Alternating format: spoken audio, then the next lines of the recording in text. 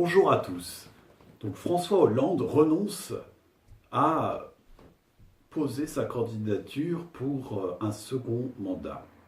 Le bilan est lamentable, il est catastrophique pour la France et l'heure est très grave. Il est temps de nous rassembler pour préparer une alternative pour la France.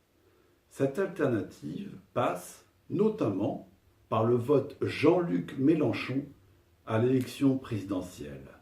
Les communistes en ont fait son candidat. Il aura fort à faire. Face à une droite décomplexée, il faut une gauche décomplexée. Regardez François Fillon, c'est le candidat de la casse sociale. Il veut casser les retraites, il veut casser le code du travail, il veut casser la sécurité sociale. C'est le candidat dans la droite ligne du sarkozysme. Et ça, les Français n'en veulent plus. Il faut préparer l'alternative, y compris face au Front National. Ce parti a le même modèle de société que François Fillon. C'est le capitalisme, mais un capitalisme qui serait plus national, nous dit-on. En réalité, Marine Le Pen propose les mêmes recettes que François Fillon. Elle est pour les 39 heures. Elle est également pour réduire massivement la dépense publique, de casser le statut de la fonction publique.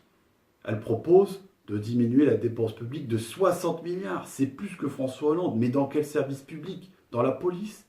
Dans la justice? Dans l'éducation nationale? À l'hôpital? C'est ça qu'il faudrait savoir. Mais ils ne le disent jamais, ces gens-là. Vous voyez?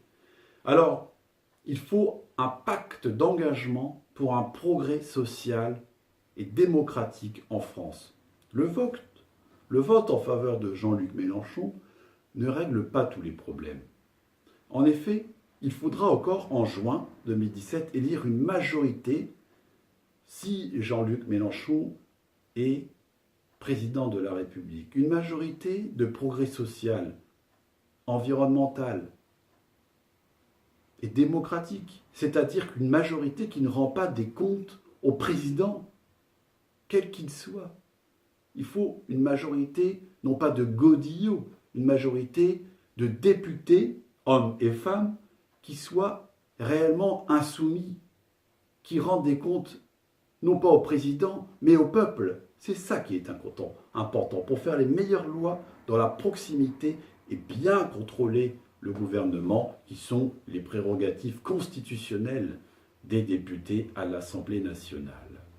Il faudra donc aussi mener la bataille pour chasser de leur siège tous les bébés Hollande. Pensons à Philippe Kemel, dans la 11e circonscription du Pas-de-Calais, qui a sorti une publication dithyrambique sur François Hollande, comme quoi il aurait réduit les inégalités, conforté le pacte social et toutes sortes de fadaises qui sont celles qui sont dans la bouche des pontes du Parti socialiste. Alors moi j'ai confiance, rassemblons-nous pour notre territoire et la victoire est tout à fait possible. Merci à vous. Au revoir.